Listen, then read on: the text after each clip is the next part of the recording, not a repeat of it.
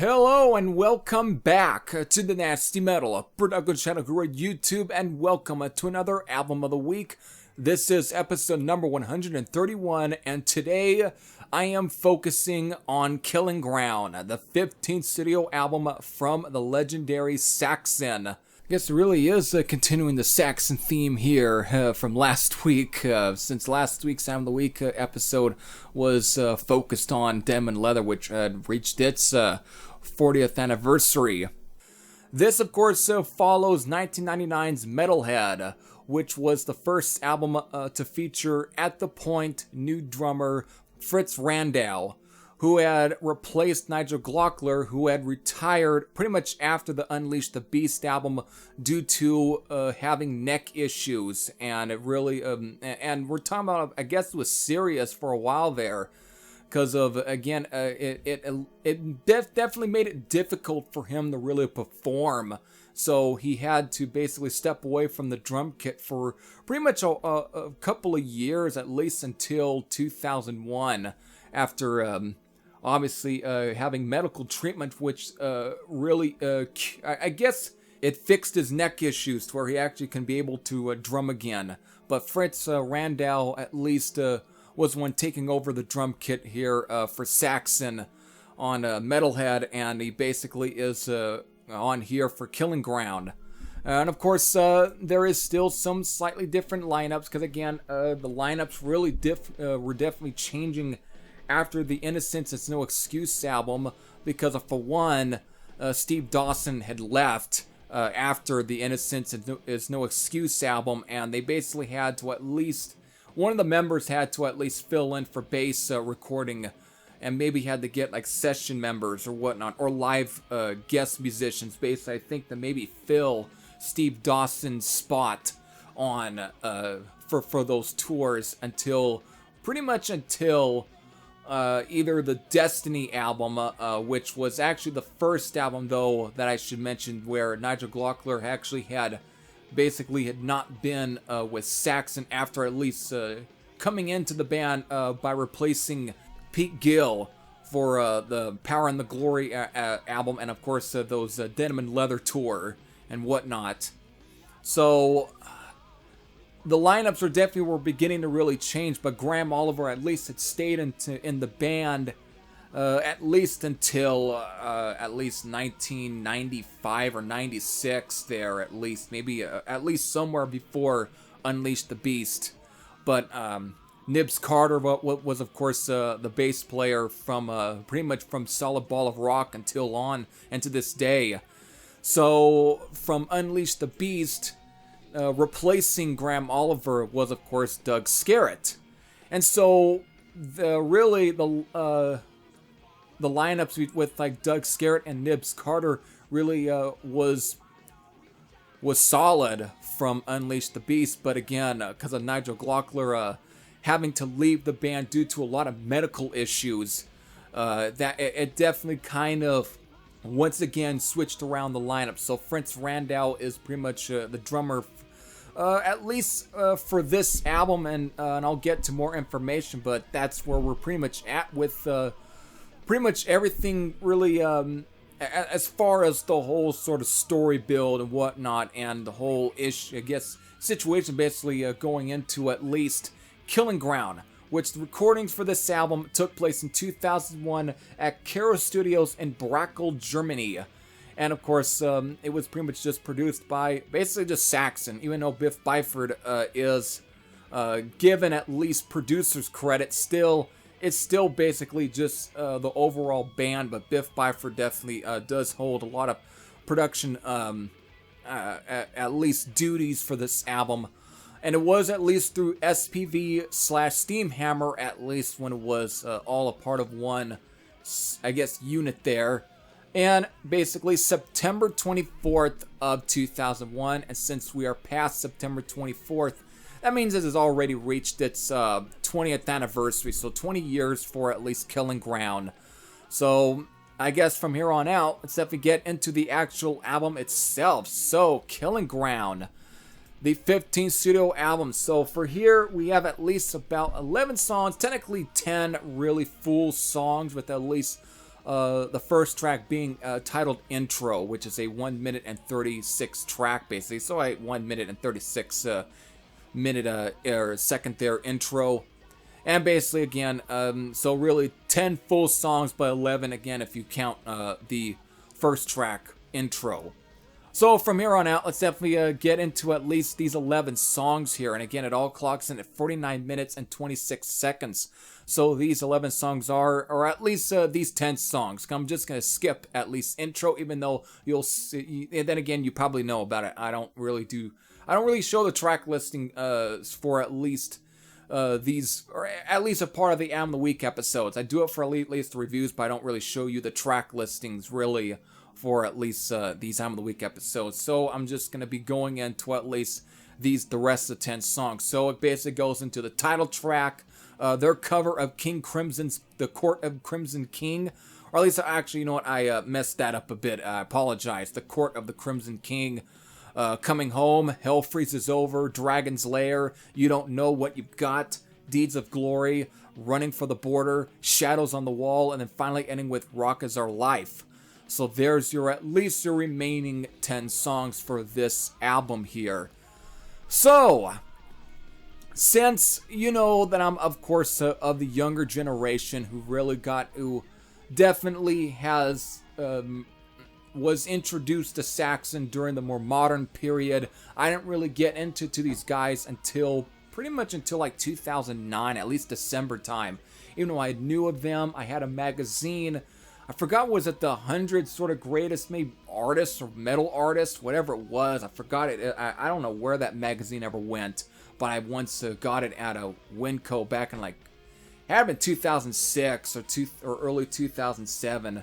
But all I remember is that it's got basically a picture of Corey Taylor from Slipknot wearing his iconic mask on the magazine cover.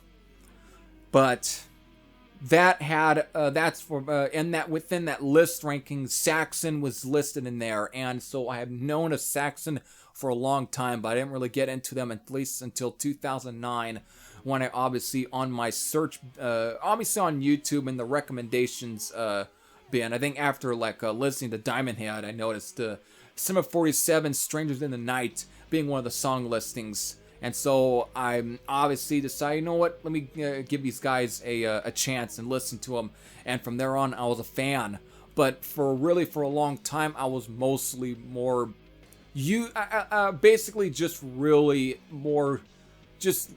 sporadically just listening to the more classic stuff. Again, like Wheels of Steel, which was the first Saxon album I really ever bought. Though Unleash the Beast kind of technically was also the first full-on Saxon album that I've heard, and I kind of mentioned that anyways on my Nasty Metal podcast episode from this past week. Again, episode number 20, actually this past Saturday. So I basically mentioned how Unleash the Beast was probably the first, I guess, full-on Saxon album that I heard, at least from start to finish, before then buying Wheels of Steel at Rasputin in February of 2009. Or 2010, actually. I might have accidentally said 2009 in that video, which I apologize for that. Again, somehow memories can still be a little bit sketchy, especially when you start getting older. Anyways, that's really where my beginnings with Saxon really began there. But yeah, for years I was just really more so just really getting into more of the classic stuff until like 2014, really obtaining the complete albums, discography, whatever, box set from 2014, which basically had everything from the first album up to at least about Destiny, and also included the Eagle Has Landed live album within that set. So it was 10 CDs, but it was pretty much everything from the 1979 self-titled debut to at least 1988's Destiny. But it wasn't at least until 2018, around the Solid Book of Rock set came out, and my birthday, basically, again, obtaining that set for my birthday was when I finally was able to really listen to a lot of the stuff after Destiny, basically from Solid Book of Rock into like into the Labyrinth from 2009. So I was finally able to really listen to a lot of the more later Saxon albums. That's of course including this particular album, Killing Ground. So of course, I'm still really digesting still most I've set. So because I'm still half the time I put that set away, and whatever I feel like, I still pull those albums out, and they still seem a little very fresh. Because again, I don't really listen to those albums a lot, but when I do, it really does keep a little more of a fresher. It makes my memory a little fresh, even though again I always go really for the classic albums whenever I'm really in a mood for Saxon.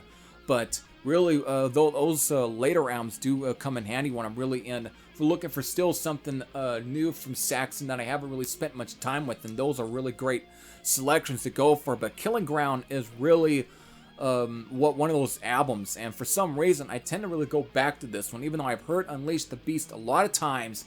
Same go for Metalhead. I haven't really spent much time with. That's one of the reasons why I left that off of my was a top 12 list that I had basically made. It was, even though it was like all came out of a basically a Q&A segment. It was basically kind of a question, basically, or it was a task to get me to see if what would be my album rankings. I didn't list Metalhead in there. I know the person who basically had that task to me added Metalhead into their list, but I didn't, because again, I just didn't really, I don't know, for some reason I don't go back to that one as much as I should. So one of these days I will keep revisiting Metalhead. But this album and Unleash the Beast are like one of the two that I really go back to for some reason. Something about Killing Ground here is just different. I mean, I do remember what I remember of Metalhead was that it was a little more heavier, especially a lot heavier, at least compared to Unleash the Beast.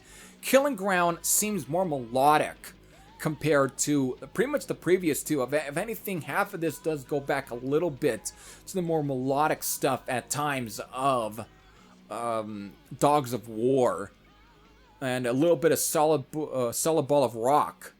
But you do get a lot of the modern leadings that you still kind of get within the more later Saxon albums, especially even to like Thunderbolt and even at times Battering Ram. You still get some of that sort of style that's really kind of here on this album. You get that, and it's really very much apparent in the title track, Hell Freezes Over, Dragon's Lair, Deeds of Glory, and of course Rock Is Our Life. You really get that sort of, the more really modern style of Saxon that you really are here, where they're really trying and much to really hone in, at least, or mix in really some of their classic characters that you really at least heard on the classic albums, but really combined with the more heaviness of the modern stuff. And again, and that's due to probably of Doug Scarrett being in the band and contributing to at least the overall musical direction of Saxon. Again, and his contributions are still heard to this day, but they're definitely really heard on Killing Ground here. But that's not to say that there's plenty of there's still plenty of heavy numbers on this one, but there's still a lot of melodic numbers, and I mean that really also kind of really harken back to at times like Solid Ball of Rock, and for even Dogs of War, even just in the more melodic songs off of Unleash the Beast. And that's definitely heard in songs like Coming Home, which at times has more of a ZZ Top style bluesy groove going on to it. I almost thought for years it kind of had a little bit of a AC/DC kind of feel, but over time it just has more of a ZZ Top kind of groove to the song. So it's really interesting. Again, pretty much has that classic Saxon sound too, nonetheless, because they always flirt with that kind of riff compositions overall, or scales, since at least some of their classic Saxon albums from the 1980s, like Dem and Leather, and Strong Arm of the Law, and so on. So it's definitely heard in a song like Coming Home. Hell Freezes Over is a little same situation there, though it sounds more like something I would hear on like Solid Ball of Rock. Has that feel going on. It's just another great track I really dig. Again, really showing their sort of classic early 80s sound really coming into some of these songs. And of course, again, the more early 90s kind of period to a Saxon. It's really heard in Hell Freezes Over. You Don't Know What You Got is another one that's got a very classic sort of Saxon sound that at times sounds like it could have almost been on, like, for example, Unleash the Beast, or even Dogs of War. It kind of has that feel. It's really definitely carried into this album. Running for the Border sounds like something that could have been on Dogs of War. It's got that, this one does have more of that kind of AC/DC groove going on to it. But still, it's very much classic, sort of mid-90s period of Saxon. It is a pretty classic track. I really do dig it. I love the overall catchy hooks to it. That's the thing that has me coming back to this album, is that there is definitely hooks on this album. They definitely are more catchy on this album than at least compared to at least the previous two. Even though I love Unleash the Beast, and that one's got some hooky songs on there, but this one just comes a lot more melodic. But again, that's also, again, the hooks and the overall catchiness. It's all definitely onto this album.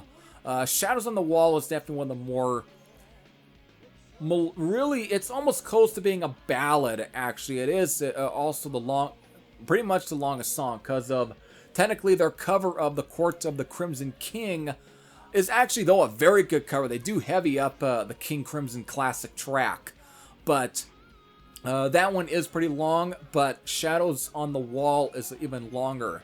And this one's, clocks in at 6 minutes and 15 seconds, and it's such a very moody and almost kind of brooding in some ways too, but it's got a very sort of moody atmosphere to it. And again, it's due to the overall coldness and times of it. And it's a really interesting track, and I do dig it. But Rock Is Our Life ends the album, and again, it's more classic, sort of modern day Saxon, just good stuff. Really, there's really nothing bad on here. Again, Deeds of Glory might be the fastest song on the album. It is a lot heavier. It's again probably on the same sort of speed tempoing of like the title track, and they're both all great tracks. Really, I can't find a song in here that I don't like. Again, I really like most of the album. It's definitely I feel it is a pretty strong album in its own right.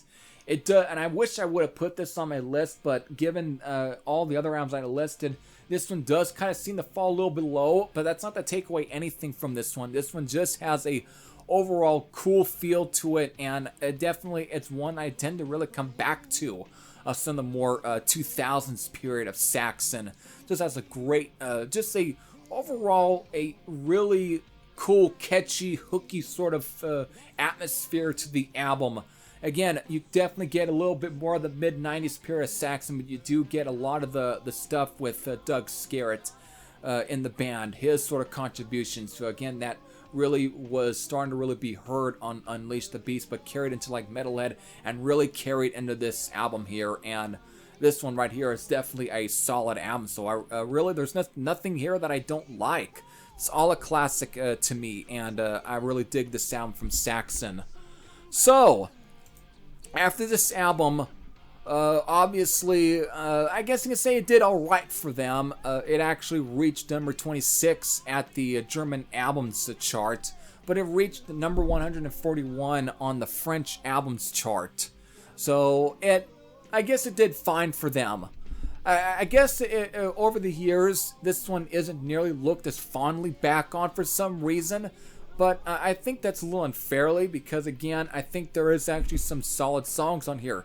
I even read one freaking, I think it's an absurd review from someone who definitely, again, is a Saxon fan, but I don't agree with his overall assessment of the album, or his overall look onto this one, or at least outlook at least on this sound, because of the way he said is like, it was a Discogs review, and he basically said how this one sounds more like Pantera. And I can never really get that, because of, I don't know what album he was listening to, but nothing on here really screams at me like Pantera. Nothing does. Like, nothing right here sounds like Cowboys from Hell or Vocal Display of Power. At least, maybe if you were to go back to maybe the mid or late 80s period, maybe a little bit, but I think that's a fucking stretch. There's nothing on here that comes across like groove metal or anything. Again, I guess he was mostly basing off the guitar tones, but it's not like the guitar tones are any different from any of the ones after the album, or even at times maybe slightly before it. So I don't get that overall comparison. I just don't get that one. Nothing right here sounds like it. If anything, just sounds more like almost modern day sort of power metal in some cases too. But again, it is still a very catchy, hooky album. So that's all. After this one, this would be the final album for Fritz Randau, who would pretty much, I guess, leave the band and would get replaced by a guy named Georg Michael, who would would only last at least for the Lionheart album, because after that, Nigel Glockler would come back into the band for at least the Inner Sanctum, and from there on, the lineup that you at least got on Unleash the Beast pretty much comes back full forward with the Inner Sanctum, and to this day, this is the lineup that bled into at least a lot of the albums, that, Into the Labyrinth, and pretty much albums after, like Call to Arms and Sacrifice and Battering Ram and Thunderbolt. Again, the lineup that I saw back in 2015 at the Knitting Factory, which again is now defunct, on the Warriors of the Road tour. There we go.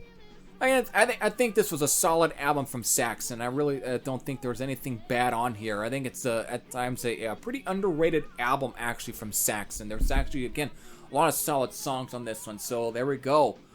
Again, for those who probably spent years listening to this album, again, if you got any memories of it, again, or any sort of thoughts about it, whether it be positive or negative, you can leave them in the comments section below. But if you haven't heard this album and you want a taste of at least of modern Saxon, this is not a bad album to really check out. I mean, you can really check this one out, or you can check maybe Unleash the Beast or Metalhead, or even at times maybe even Lionheart, or the Inner Sanctum or Into the Labyrinth. I think I accidentally said that the box set at least ends at the Inner Sanctum when it was really Into Labyrinth. Again, apologies there. My fucking brain basically is up and rapid there. Just for this remembering a little bit. Apologize. But there we go. Again, if you just want a good solid taste of modern day Saxon, this is not a bad album. But again, you could pick almost any of the albums from at least the 2000s or even 2010s. I think from pretty much from Unleash the Beast, or even at times even to like Dogs of War, or some of those albums, or the early 90s period. Everything from the 90s into the 2000s really what was all the beginning of just a really consistent catalog from Saxon. No longer you're getting at least the sort of really odd period after like Denim and Leather or Power and the Glory with like Crusader. Or at times, me, Innocence is no excuse, even though I got a lot of sort of sentimental feelings toward that album. Again, those, and for example, two, Rock the Nations and Destiny, which were some really kind of meh kind of albums. You don't really get much of that within at least from the 90s into like the 2000s and into present. Everything is solid from there on out, very consistent. So there we go.